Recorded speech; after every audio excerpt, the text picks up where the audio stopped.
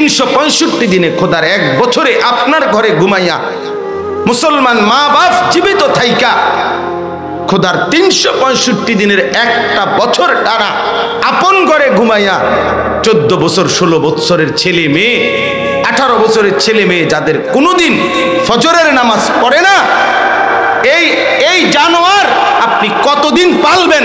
এই চতুষ্পদ জন্তু আপনি আরেকবার হিসাব করেন, আপনার জীবনের সার্থকতা মিলায়েন যে জীবনে আপনি কি করলেন আর আমনের ফুতে কি করলেন, আমনে জীবনটা কোথায় শেষ করলেন আর আমনের সংসার জীবনে শেষ কি করলেন। সংসারের জন্য সংসার মানে খাট, আজকে আমরা বুঝছি সংসার মানে সোফা, সংসার মানে ফার্নিচার, সংসার মানে বিল্ডিং। সংসার করছে ওটা বিল্ডিং দেখায়, ওটা খাট দেখায়, সোফা দেখায়, ফার্নিচার দেখায়। মিয়া এগুলো 20 বছর পরে আইসা দেখবেন, আমনে কবর থেকে উঠে আইসা দেখবেন আপনার ঘরের ফার্নিচার নাই, এগুলো ফেলে দিছে, আপনার সন্তানরা ফেলে দিছে। যদি জিজ্ঞেস করেন বাবা এগুলো কই, আমি যেগুলো এত মজবুত কাঠ দিয়ে বানাইলাম, আমার বানানো সেই সোফা খাট ফার্নিচার কোথায়? সন্তানরা বলবে বাবা এসব মডেল এখন আর চলে না, এটি আরো 5-7 বছর আগে হালাই দিছে। ভাই এই যে হাতে ধরা মোবাইলওয়ালা এই আকাম করেই জীবন শেষ যাবে, মনে রাখেন জিন্দিগি এই ফালতু কাজেই শেষ হবে জীবনটা, জীবনে আর কোনোদিন পরিবর্তন আর হবে না। জিন্দিগি হবে এটাই যে মোবাইলটা নিয়ে ব্যস্ত, 24 ঘন্টার ব্যস্ততা। যেখানে বসবে, মাটির তলে বসুক আর চাঁদের দেশে বসুক, আসমানে বসুক আর জমিনে বসুক, স্বপ্ন শুধু একটাই, মোবাইলটা নিয়ে খচর খচর কর। এই কিছু ফালতু লোকের জীবন ইবলিস এইভাবে আটকায় দিছে, তারে বুঝায় দিছে তুই আসছ পৃথিবীতে শুধু মোবাইল টিপতি, তোরে খোদা বানাইছে শুধু মোবাইলের লাগে। মোবাইল যেদিন পৃথিবীর থেকে নাই হবে তুই সেদিন আত্মহত্যা করে মরে যাবে, কারণ মোবাইল নাই আর আমি বাচ্চা লাভ কি। এই এক অসভ্য জিন্দেগি আজ সবার মাথায় ঢুকছে এটা, যে কোনো মূল্যে যে এটাকে হাত থেকে আলাদা করা যাবে না, শুধু মোবাইল শুধু মোবাইল শুধু মোবাইল। যেটা পাও যখন যা পাও ছবি উঠাও, সারাদিন এটা খটর খটর কর। এত ফালতু মানুষের জীবন হয় না মিয়া। তো বলতেছিলাম জিন্দেগির মাকসাদ ইবাদত, বলেন কি? তাহলে সন্তানের জীবনের মাকসাদও ইবাদত, অভিভাবকের জীবনের মাকসাদও কি? কোরআনুল কারীমে আল্লাহ স্পষ্ট এটা ভাঙ্গা বলছে, ওয়ামুর আহলাকা বিসসালাহ ওয়াসতাবির আলাইহা। সরাসরি কোরআনের আয়াত। আল্লাহ তাআলা বলছেন আপনি পরিবারের সদস্যদেরকে নামাজের আদেশ করুন এবং আপনি নিজেও নামাজের উপরে মজবুত থাকুন। তাহলে আমার জিন্দেগির মাকসাদও নামাজ, আমার সন্তানের জিন্দেগির মাকসাদও নামাজ, ইবাদত। কোরআনের আয়াত। আল্লাহ বলছেন ইব্রাহিম আলাইহিস সালাম দোয়া করছেন, রব্বি জাআলনি মুকিমাস সালাহ ওয়া মিন যুররিয়্যতি। আল্লাহ আপনি আমাকেও নামাজি বানান, আমার সন্তানাদি বংশধরকেও নামাজি বানান। তাহলে আমার জিন্দেগির মাকসাদও আপনার সেজদা, আমার পরিবারের সদস্যদের জীবনের মাকসাদও আপনার সেজদা। এজন্য প্রিয় বাপ মুসলমান হিসাবে একজনই যদি বুঝে থাকেন মনে রাখবেন, এই আপনারা যারা অভিভাবক মুসলমান, আপনাদের যাদের ছেলে মেয়ে আছে, পরিবার আছে, খোদার কসম আপনারা যারা বুঝছেন যে আপনার চোখের সামনে ছেলেটা 365 দিনে খোদার এক বছরে আপনার ঘরে ঘুমাইয়া মুসলমান মা বাপ জীবিত থাইকা খোদার 365 দিনের একটা বছর টানা আপন ঘরে ঘুমাইয়া 14 বছর 16 বছরের ছেলে মেয়ে 18 বছরের ছেলে মেয়ে যাদের কোনোদিন ফজরের নামাজ পড়ে না, এই জানোয়ার আপনি কতদিন পালবেন? এই চতুষ্পদ জন্তু আপনি আরেকবার হিসাব করেন, আপনার জীবনের সার্থকতা মিলায়েন যে জীবনে আপনি কি করলেন আর আমনের ফুতে কি করলেন, আমনে জীবনটা কোথায় শেষ করলেন আর আমনের সংসার জীবনে শেষ কি করলেন। সংসারের জন্য সংসার মানে খাট, আজকে আমরা বুঝছি সংসার মানে সোফা, সংসার মানে ফার্নিচার, সংসার মানে বিল্ডিং। সংসার করছে ওটা বিল্ডিং দেখায়, ওটা খাট দেখায়, সোফা দেখায়, ফার্নিচার দেখায়। মিয়া এগুলো 20 বছর পরে আইসা দেখবেন আমনে কবর থেকে উঠে এসে দেখবেন আপনার ঘরের ফার্নিচার নাই, এগুলো ফেলে দিছে, আপনার সন্তানরা ফেলে দিছে।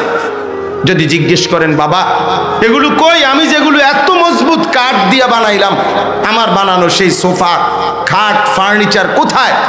সন্তানরা বলবে বাবা এসব মডেল এখন আর চলে না, এটি আরো 5-7 বছর আগে হালাই দিছে, আরো আগেই ফেলে দিছি এগুলো। আল মালু ওয়াল বানুন জিনাতুল হায়াতিদ দুনিয়া, আল্লাহ বলছে বান্দা দুনিয়ার এই মাল আর সন্তানাদি শুধুই কেবল দুনিয়ার সৌন্দর্য। ওয়াল বাকিয়াতুস সালিহাত, বাকি থাকবে কেবল চিরস্থায়ী থাকবে আস-সালিহাত, সমস্ত নেক আমল। ওমা হাদিহিল হায়াতুদ দুনিয়া ইল্লা লাহবুন ওয়া লাইব, আল্লাহ বলে বান্দা শোনো দুনিয়া আমি বানাইছি, আমি নিজেই বলছি আমি দুনিয়া বানিয়েছি, আমি জানি আমি কি বানাইছি। কোম্পানি জানে এটা কি বানাইছে, 1 নম্বর না 6 নম্বর। উৎপাদনকারী বলতে পারে এটা আসল বানাইছে না 2 নম্বর বানাইছে না খেলনা বানাইছে। আল্লাহ বলেন দুনিয়া তো আমি সৃষ্টি করেছি, আমি বললাম এটা লাহবুন ওয়া লাইব, এটা তামাশা, এটা খেলাধুলা। দুনিয়া একটা খেলনা, দুনিয়া একটা ফালতু জিনিস, এটা কিছুই না আমি আল্লাহর কাছে, কিছুই কিছুই না। এই জন্যই তো নাফরমানকে খাইতে দিচ্ছি।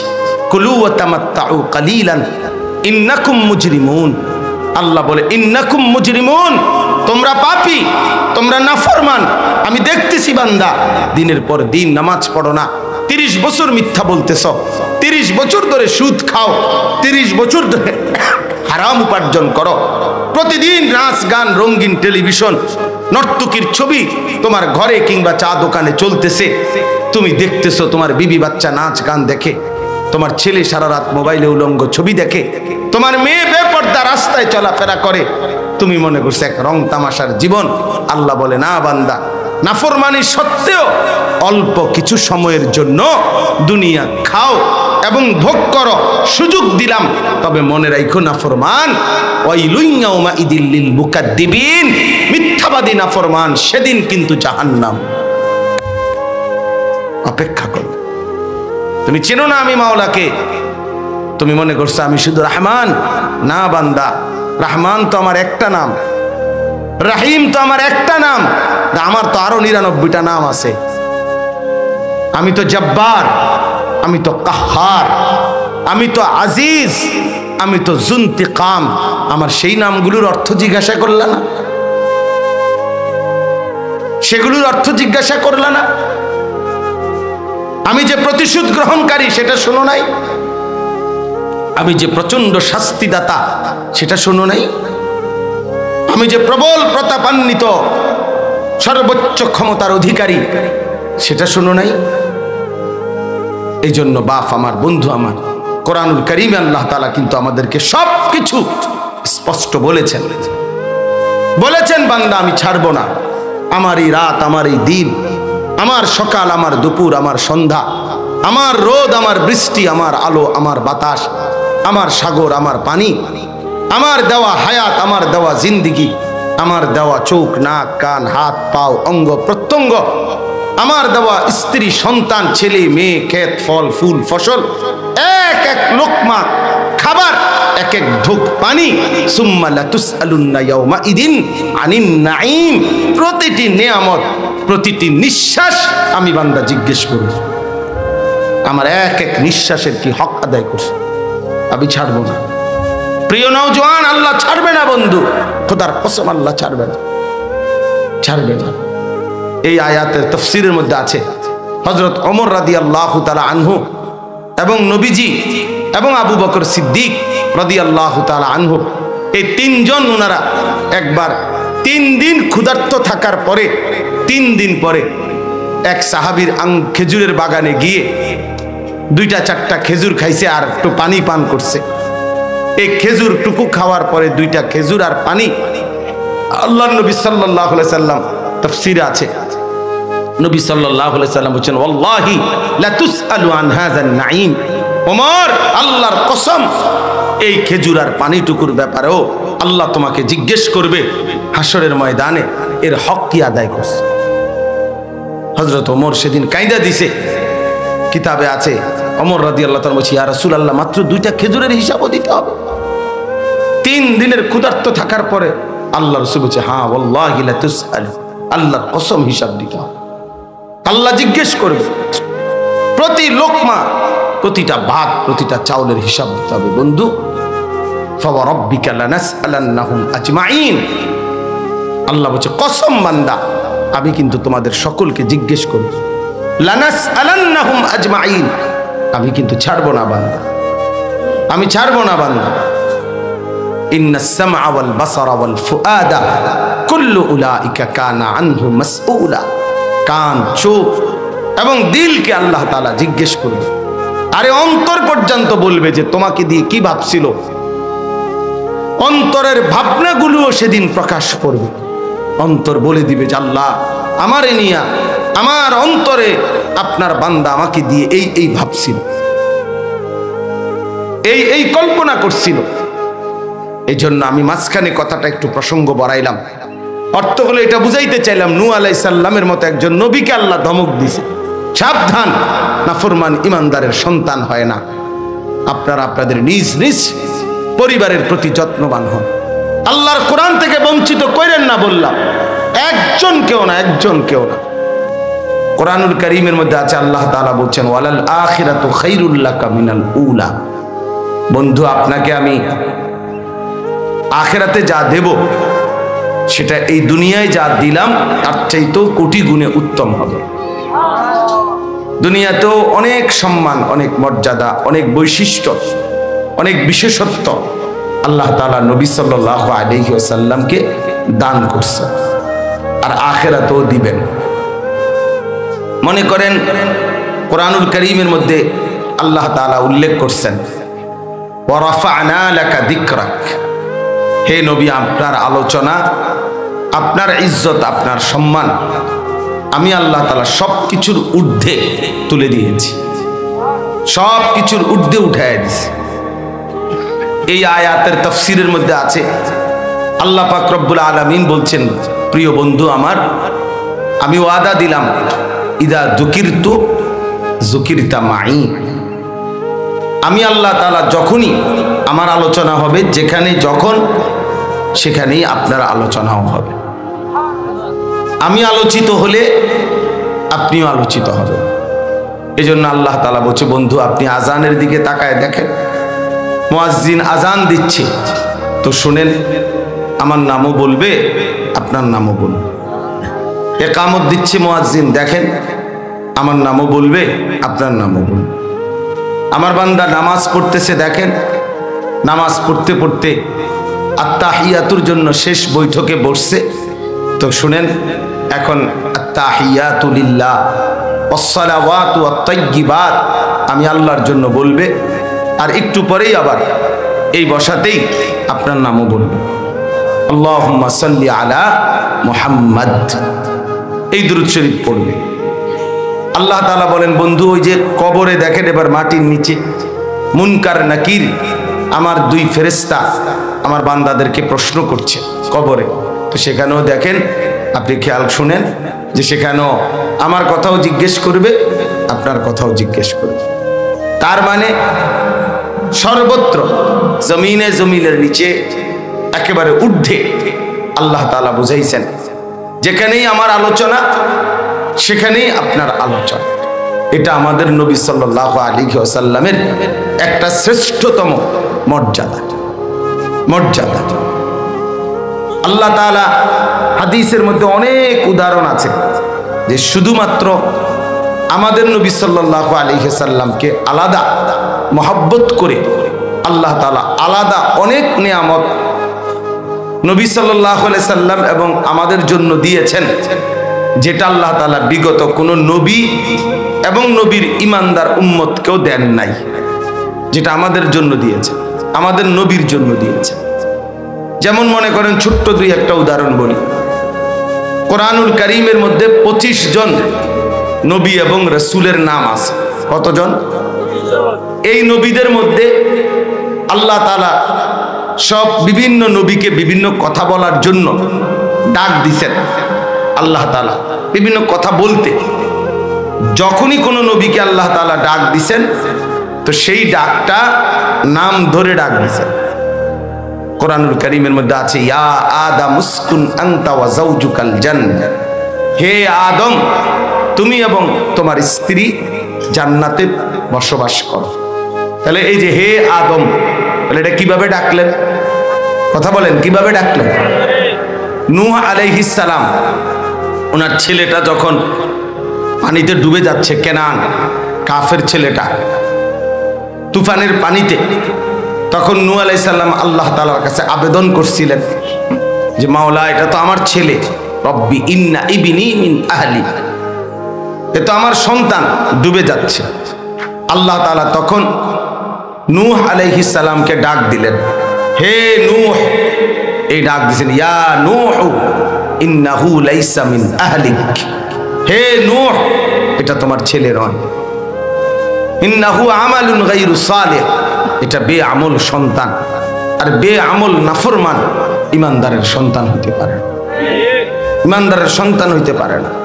ফালা তাসআলনি, অতএব হে নূহ তুমি আমার কাছে এমন নাফরমান সন্তানের জন্য কিছু চেয়েও না, কিছু চাইও না, হাত নামাও। নূহ আলাইহিস সালাম হাত নামায় ফেলছে। তাহলে এখানে আল্লাহ তাআলা নূহ আলাইহিস সালামকে নাম ধরে ডাকছে। ফাঁকে একটা জরুরি কথা মনে রাখতে হবে, আজকে যারা কিশোর তরুণ নওজোয়ান ভাই তোমরা বসছো এখানে, তোমাদের জন্য একটা কথা ভাইয়া, এখানে স্পষ্ট আল্লাহ তাআলা বুঝাইছেন নূহ আলাইহিস সালামের সন্তানই ছিল এটা, মূলত এটা উনারই ছেলে, কিন্তু আল্লাহ তাআলা বললেন ইন্নাহু আমালুন গায়রু সালিহ।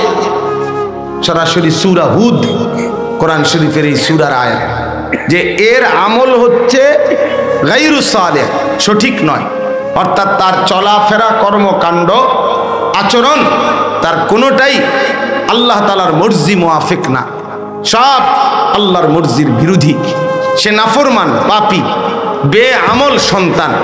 এই জন্য আল্লাহ বলছে ইন্নাহু লাইসা মিন আহলিক, এটা তোমার সন্তান নয়, তোমার পরিবার নয়। এজন্য প্রিয় বন্ধু এটা মনে থাকা উচিত, মুসলমানের ঘরে জন্ম নিয়ে যে সন্তান দিনের পর দিন নামাজ পড়ে না, খোদার 365 দিনে কোনো দিন ফজরের নামাজ পড়ে না, দিনের পর দিন আল্লাহর নাফরমানি, গুনাহ, অশ্লীলতা, বেহায়াপনা, নারী, ছবি, মোবাইল, অশ্লীল দৃশ্য আর হারাম রোজগার, হারাম পথে চলতেছে, আল্লাহর নাফরমানি অব্যাহতভাবে করে যাচ্ছে, এমন নাফরমান সন্তান তুমি মনে রাখো তুমি কোনো মুসলমানের বাচ্চা না, তুমি ইমানদারের সন্তান, তুমি মুসলমানের সন্তান না, তুমি এক লাওয়ারিস সন্তান, যার কোনো পিতৃ পরিচয় নাই, যার কোনো মার পরিচয় নাই, সে এক লাওয়ারিস, বেওয়ারিস সন্তান। আল্লাহ তাআলা বলছেন নূহ সাবধান এমন নাফরমান সন্তানের জন্য, ফালা তাসআলনি, আমার কাছে কিছু চাইও না, এমন বেঈমানের জন্য আমার কাছে কিছু চাইও না। এজন্য এটা জরুরি বাপ, নিজের ভিতরে এটা বুঝা, নিজের ভিতরে এটা অনুভব করা, নিজের ভিতরে এটা ফিকির করা, আমি মুসলমান। আত্মপরিচয় যে ভুলে যায় সে মানুষ থাকে না। আত্মপরিচয় মানে আমি কে, আমি কোত্থেকে আসলাম, কে আমারে বানাইলেন, আমারে কেন বানাইলেন, আমি কোথায় ফিরে যাব, আমাকে কি করতে বলছেন, আমি কি করছি, এতটুকু বুঝ, বুদ্ধি, দিমাগ যেই মুসলমানের নাই, যেই মানুষটার নাই, তুমি বেটা কোনো মানুষও না, মানুষের জাতও না, তুমি কোনো মানুষের জাতও না। আল্লাহ তাআলা আমাদেরকে আজকের ইউরোপ, ইহুদি, খ্রিস্টান, বেঈমান, নাস্তিক, মুরতাদরা, সারা পৃথিবীর এই বস্তুবাদ, এই পুঁজিবাদ, তারা মানুষকে বুঝাই দিছে অব্যাহতভাবে যে মানুষের জীবনের পরিচয় একটাই, উপার্জন, পড়া লেখা, চিন্তা চেতনা, সমস্ত ফন্দি ফিকিরের একটাই মাকসাদ, কামাই করবে, রোজগার করবে, উপার্জন করবে। কেন? ম্যান ইজ ইকোনমিক্যাল অ্যানিম্যাল, মানুষ অর্থনৈতিক প্রাণী। এটা হলো ইউরোপের স্লোগান, এটা বস্তুবাদের স্লোগান, এটা পুঁজিবাদের স্লোগান, ক্যাপিটালিজমের স্লোগান। অর্থাৎ মানুষের জীবন শুধুই উপার্জন। বাবা নিজেও কামাই করে, আর ছেলেটাকে কোন লাইনে দিলে ভালো পয়সা কামাই করতে পারবে, ভালো রোজগার করতে পারবে, এটা নিয়ে ফিকির। এই ফিকির এটা দেশে রাইখা পারো, বিদেশে রাইখা পারো, যেখানেই ফিকির মাকসাদ একটাই, টাকা পয়সা উপার্জন। এই জন্য যেই বাবার ছেলে কামাই রোজগারি করে উনি খুশি, ছেলেটা লাইনে আছে। কামাই রোজগারি করে না, ছেলেটা লাইনে না, উনি অসন্তুষ্ট, না ছেলেটারে দিয়ে কিছুই হলো না, যে আশা ভরসা করছিলাম এই ছেলেটারে দিয়া, ওরে দিয়া কিচ্ছু হলো না। কি আশা ভরসা করছিলেন? এই টাকা। আশা ভরসা করছিল সে লাখ লাখ টাকা কামাই করবে, এখন সেই আশাটার হলো না, এই জন্য উনি আফসুস। তাহলে মাকসাদে জিন্দেগি বানায় নিছি আমরা, বাবা এবং সন্তান, অভিভাবক এবং অধীনস্থ প্রত্যেকেই জীবনের স্বপ্ন বানায় নিছে উপার্জন, রোজগার। অথচ মহান আল্লাহ পাক রব্বুল আলামিন বলছে, বান্দা আমি মানুষকে আমার গোলামের জন্য বানিয়েছি। মাকসাদে হায়াত, জীবনের উদ্দেশ্য আল্লাহ তাআলার গোলাম, আল্লাহ তাআলার গোলামি, আল্লাহ তাআলার ইবাদত, আল্লাহ তাআলার সেজদা, আল্লাহ তাআলার হুকুম পালন।